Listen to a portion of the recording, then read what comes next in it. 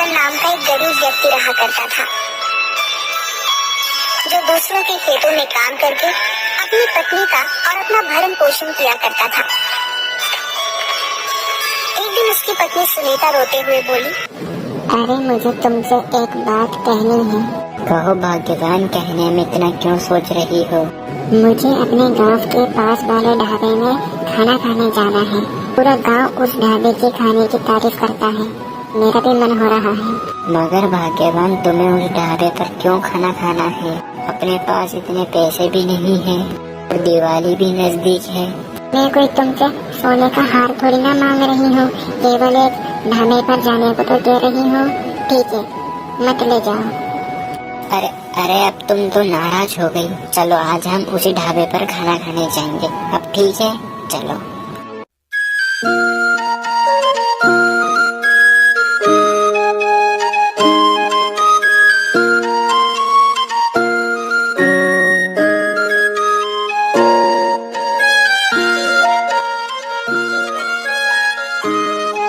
भैया, एक दाल मखनी और तंदूरी रोटी और थोड़े से चावल लगा दो।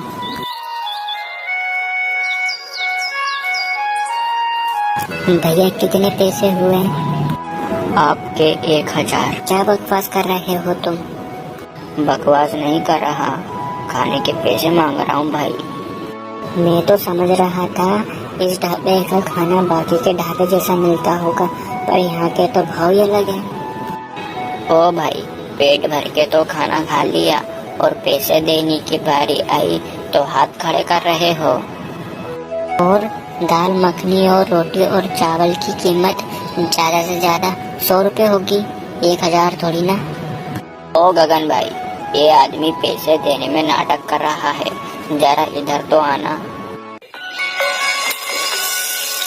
क्यों रे फटीचर, जब तेरी औकात नहीं थी इस ढाबे में खाना खाने की तो इस ढाबे में क्यों आया? मुझे पता नहीं था। ऐसे आदमी से बात नहीं, पीटा जाता है। कालू रतन को बुरी तरीके से पीटने लगते हैं और उसे धक्के देकर अपने ढाबे से बाहर निकाल दिया। आज तुम्हें मेरे कारण उस ढाबे वाले से पिटना पड़ा। मैंने होटल जाने की जिद करती, न ये सब होता। इसमें तुम्हारी कोई गलती नहीं है, गलती तो अपनी है क्योंकि अपन गरीब हैं। ऐसा मत कहो। आधी रात होली को आई थी, मगर रतन अपने घर नहीं आया था। रतन रात में जंगल के एक पेड़ के नीचे गहरी सोच में बैठा हुआ था कि तभी उसके कानों में एक व्यक्ति की आवाज टकराई। आप कौन? आप यहाँ क्या कर रहे हो? ये सवाल तो मुझे तुमसे पूछना चाहिए। और तुम इतने उदास क्यों हो? चलो ये खाना खाओ।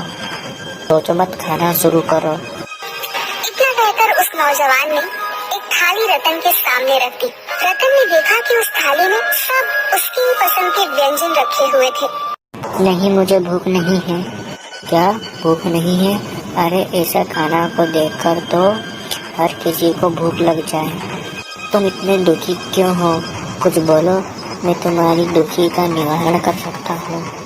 रतन उस व्यक्ति को अपने साथ हुए अत्याचार की सारी घटना बताने लगा। तुम्हारी बात सुनकर मुझे बहुत बुरा लगा। तुम मुझे बताओ, तुम क्या चाहते हो? मैं चाहता हूँ कि मैं एक ऐसा ढाबा खोलूँ जिसमें सभी गरीब 10 रुपए में पेट भर के खाना खा सके। तुम्हारी यह सोच से मैं बहुत खुश हुआ। मैं तुम्हें ये जादुई थाली देता हूँ। तुम इस थाली के आगे जिस पकवान का नाम लोगे वो पकवान इस थाली में आ जाएगा। उसने वो थाली रतन को पकड़ा दी।